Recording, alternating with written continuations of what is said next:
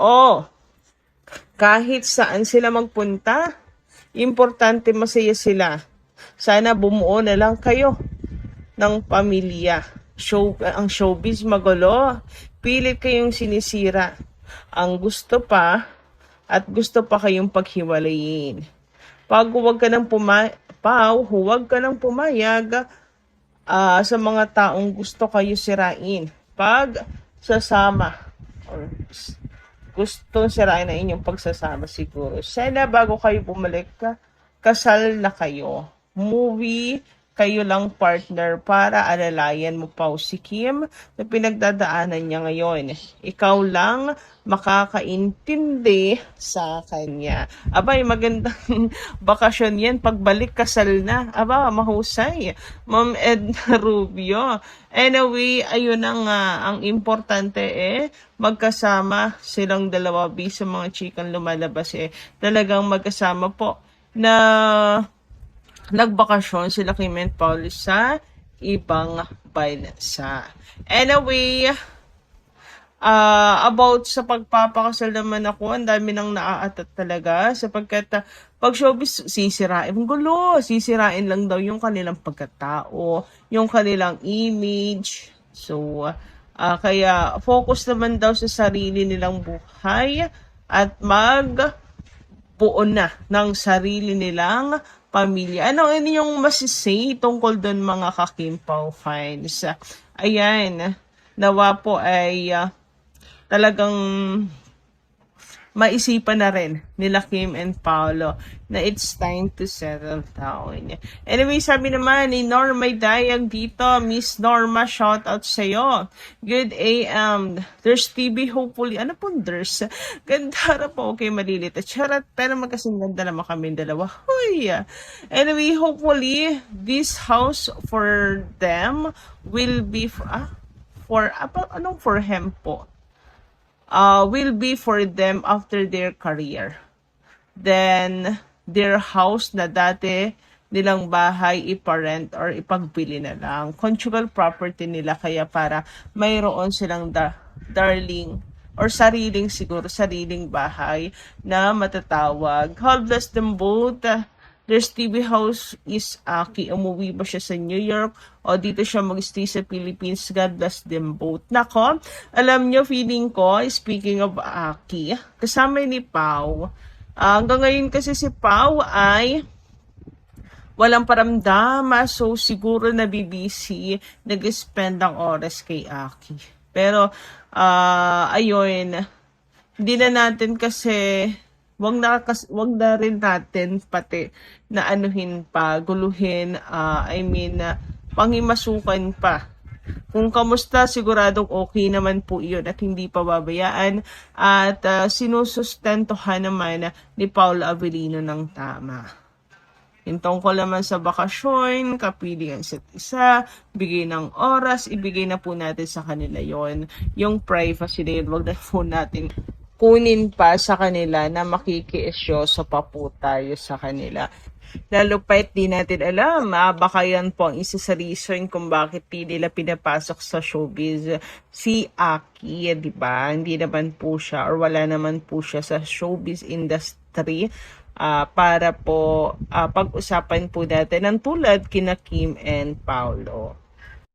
About naman sa bahay, ay yung pinapagawa di umanong mansyon ni Paolo Avellino na usap-usapan, ay hula lang naman po ng mga netizens. Kung totoo raw po ay baka para sa kanilang dalawa na ni Kim Chiu. So yung mga sariling bahay, kung sakaling totoo nga na nagpapagawa, hindi naman po siguro kailangan na iparent. Well, si Kim Chiu, business-minded silang dalawa, maaaring pag-isipan. Pero, kung tutusin, hindi naman kailangan investment na rin yun for the future para sa mga future kambals nila, di ba? Huy, grabe, napaka-OA. Wag nilang ibenta, sayang, 'di ba?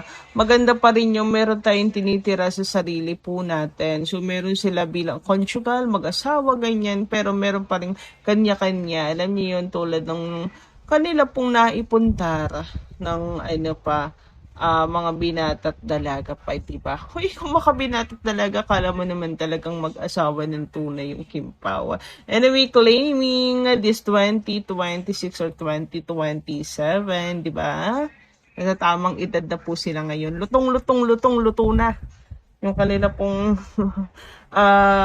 pagkatao at ready na po talaga pumasok sa next level and piece of their lives. For me lang naman.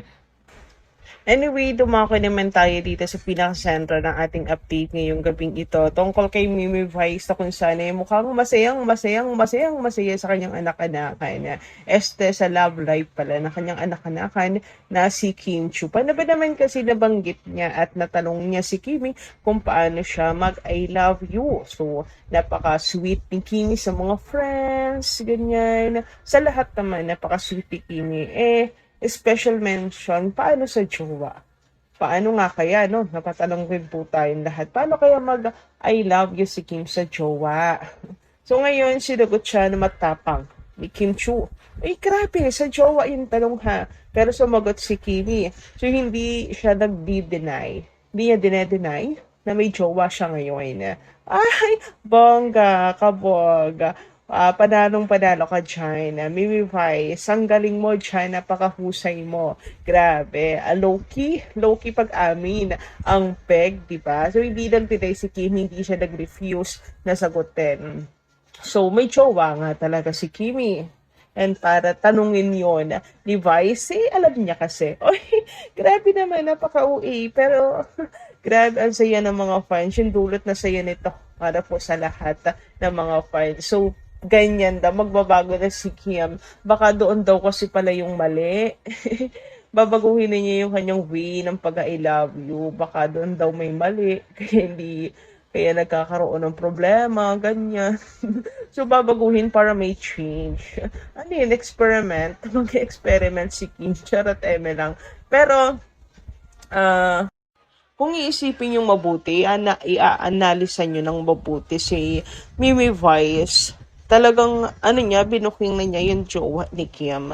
Kasi indirect siya na paano ka mag-I love you sa jowa mo.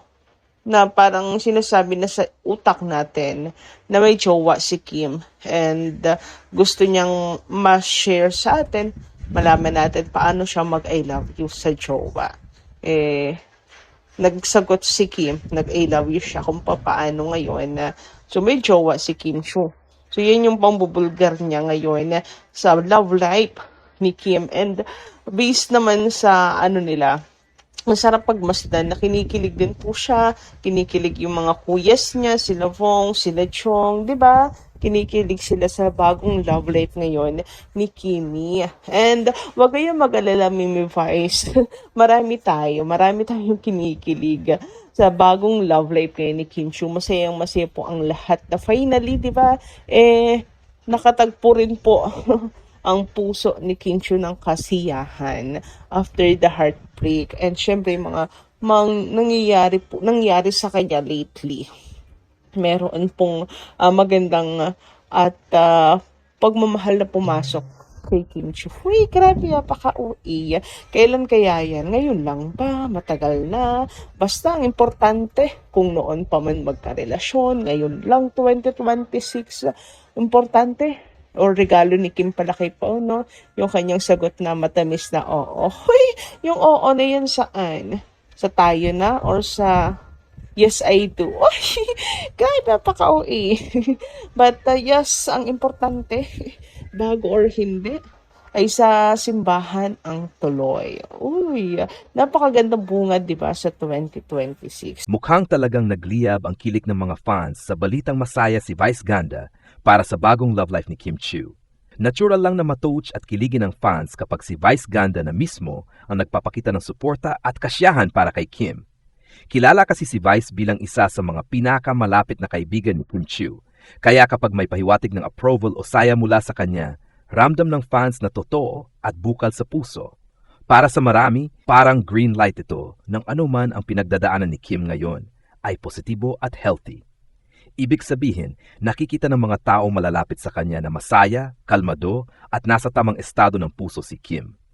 At bilang fans, yun naman talaga ang pinaka-importante, ang kaligayahan niya bilang tao, hindi lang bilang artista. Dagdag pa rito, nakakatuwa ring isipin na dumaan si Kim sa maraming pagsubok, personal man o career-wise. Patuloy pa rin siyang minamahal at sinusuportahan ng mga kaibigan sa industriya. At ngayon, tila nasa yugto siya ng buhay na mas pinipili ang katahimikan at tunay na saya. Hindi rin maiwasan na ma-excite ang Kim Pao fans, lalo na't kahit walang direktang kumpirmasyon, ang mga ganitong reaksyon mula kay Vice ay nagbibigay ng dagdag kilig at pag-asa. Pero magandang paalala rin na hayaan si Kim na magbahagi kung kailan siya handa dahil respeto pa rin sa privacy niya ang pinakamahalaga. Sa huli, nakakagaan ng loob makita na masaya ang kaibigan, masaya rin ang fans, may suporta mula sa mga taong mahalaga sa kanya at patuloy ang pagmamahal ng publiko kay Kim Chiu, ano man ang estado ng kanyang love life. Kung ikaw ang tatanungin, kilig ba o suporta lang muna? Ano man ang sagot, malinaw ang isa. Masaya ang mga taong nagmamahal kay Kim at doon pa lang, panalo na siya. Sa balitang masaya si Vice Ganda sa bagong love life ni Kim Chiu, masasabi kong positibo at nakakatuwa ito sa maraming aspeto. Kung si Vice Ganda na isang tunay na malapit na kaibigan ni Kim ang nagpapakita ng kasiyahan, ibig sabihin ay maayos at maganda ang kalagayan ni Kim ngayon. Kilala si Vice bilang prangka at protective sa mga kaibigan niya, kaya hindi siya basta-basta magpapakita ng tuwa kung hindi niya nakikitang masaya at ligtas ang taong mahal niya. Ikalawa, para sa mga fans, lalo na sa Kim Pao fans, natural lang ang matinding kilig at excitement. Parang reassurance ito na si Kim ay nasa mas magandang yugto ng kanyang buhay, mas kalmado, mas masaya at mas buo bilang isang tao. Hindi lang ito tungkol sa love life, kundi tungkol sa emotional growth at healing niya. Ikatlo, magandang paalala rin ng balitang ito na hindi lahat ng bagay kailangang i-anunsyo agad. Minsan, sapat na ang mga simpleng pahiwatig mula sa mga taong malapit sa artista para malaman ng publiko na okay lang ang lahat. Mas mainam na hayaan si Kim ang magsalita kapag handa na siya. Sa kabuuan, ang balitang ito ay nagbibigay ng positibong vibes, nagpapakita ng tunay na suporta ng kaibigan, at nagpapaalala sa fans na ang pinakamahalaga ay ang kaligayahan ni Kim Chiu. Kung may kilig man o haka-haka, mas maganda pa ring unahin ang respeto at suporta dahil doon tunay na nagmumula ang pagmamahal ng fans. Ang balitang ito ay hindi lang simpleng chismis o kilig moment para sa fans. Ito ay may mas malalim na kahulugan, lalo na kung titingnan kung sino ang nagpakita ng reaksyon. Si Vice Ganda ay hindi lang basta co-host o kaibigan ni Kim Chiu. Siya ay itinuturing na isa sa mga pinaka-protective at pinakatapat na tao sa buhay ni Kim sa loob at labas ng industriya. Kaya kapag si Vice mismo ang nagsabing masaya siya para kay Kim, may bigat ito at may kasamang katiyakan na maayos ang pinagdagdaanan ni Kim ngayon. Sa panig ng mga fans, lalo na ng mga Kim Pao fans, hindi maiwasang sumabog ang kilig. Matagal nang sinusubaybayan ng publiko ang journey ni Kim mula sa kanyang mga pagsubok sa personal na buhay hanggang sa kanyang patuloy na tagumpay sa career. Kaya ang makita o maramdaman na siya ngayon ay masaya, mas relaxed at mas tahimik ang aura ay nagbibigay ng pakiramdam na parang deserve niya ito. Mahalaga ring tandaan na ang ganitong klaseng balita ay hindi direktang kumpirmasyon ng anumang relasyon. Ngunit sa kultura ng showbiz, ang mga pahayag o reaksyon ng malalapit na kaibigan ay madalas nagsisilbing soft validation. Isang paraan ng pagsasabi na kung ano man ang nangyayari, ito ay hindi dahilan ng pag-aalala kundi ng kasiyahan. At para sa fans, sapat na iyon para makaramdam ng kapanatagan. Isa pa, ipinapakita rin ng balitang ito ang malusog na dynamics ng suporta sa industriya. Sa halip na intriga o kontrobersya, ang nangingibabaw ay pagmamahal, respeto at pagbibigay halaga sa kaligayahan ng isang tao. Ipinapaalala nito na sa likod ng spotlight, si Kim Chiu ay isang normal na taong may karapatang magmahal, masaktan, maghilom at muling sumaya. Para sa mga fans na sobrang kilig, natural lang iyon. Ang kilig ay bahagi ng pagiging taga-suporta. Pero mas maganda rin gamitin ang kilig na iyon bilang suporta, hindi pressure. Hayaan si Kim na magbahagi kung kailan siya handa at patuloy lang na iparamdam na anuman ang mangyari, nandiyan ang fans. Sa kabuuan ng balitang ito ay, nagdadala ng positibong enerhiya, nagpapakita ng tunay na suporta ng isang kaibigan, at nagpapatunay na si Kim Chiu ay nasa yugto ng buhay na mas pinipili ang tunay na saya kaysa ingay ng intriga. Kung may isang mensahe ang balitang ito, malinaw iyon. Kapag masaya ang puso ng isang tao, ramdam ito ng mga taong nagmamahal sa kanya. At ngayon, iyon mismo ang nakikita at nararamdaman ng mga fans para kay Kim Chiu. May ilan pang mahalagang punto na pwedeng idagdag sa balitang masaya si Vice Ganda sa bagong love life ni Kim Chiu at labis na kinilig ang mga fans na nagbibigay ng mas malawak na perspektibo. Una, mahalagang tingnan na ang ganitong reaksyon mula kay Vice Ganda ay hindi lamang personal na opinyon, kundi refleksyon din ng support system ni Kim. Ipinapakita nito na si Kim ay may mga taong nagbabantay, gumagabay at sumusuporta sa kanya, lalo na sa mga desisyong may kinalaman sa puso. Para sa fans, ito ay reassurance na hindi nag-isa si Kim at may mga taong handang sumalo at umalalay sa kanya. Ikalawa, makita rin dito ang pagbabago ng imahe ni Kim Chiu sa mata ng publiko. Kung noon ay madalas siyang tignan bilang sweet pa baby o heartbroken, ngayon ay unti-unti siyang nakita bilang isang babaeng mas buo, mas matatag, at mas may kontrol sa sariling kaligayahan. Ang bagong yugto ng kanyang buhay ay tila mas pribado, mas kalmado, at mas totoo, na mas na-appreciate ng mas mature na fans. Ikatlo, ang reaksyon ng fans, mula sa kilig hanggang sa excitement, ay patunay na malakas pa rin ang impluensya ni Kim Chiu. Kahit walang direktang kumpirmasyon o detalyadong pahayag, sapat na ang simpleng pahiwatig para mag-trending at maging usap-usapan. Ibig sabihin, nananatili siyang relevant at mahalaga sa puso ng publiko. Ikaapat, maganda ring idagdag na ang ganitong balita ay nagbubukas ng mas malusog na diskurso sa fandom. Mas marami na ngayon ang nagsasabing, basta masaya siya, suportado namin, kumpara sa dati na mas nangingiibabaw ang expectations at pressure. Isa itong senyales ng paglago hindi lang ng artista kundi pati ng mga fans. At panghuli, ang balitang ito ay paalala na hindi kailangang ipagsigawan ng kaligayahan para maging totoo ito. Minsan, sapat na ang katahimikan, ang ngiti ng mga kaibigan, at ang positibong enerhiya sa paligid para masabing nasa tamang direksyon ang isang tao. Sa kabuuan, ang maidadag sa balitang ito ay ang mas malaking mensahe nito. Kapag ang isang tao ay tunay na masaya, ang suporta ay kusang dumarating mula sa kaibigan, pamilya at mga taong patuloy na nagmamahal. At yon mismo ang nakikita ngayon kay Kim Chiu.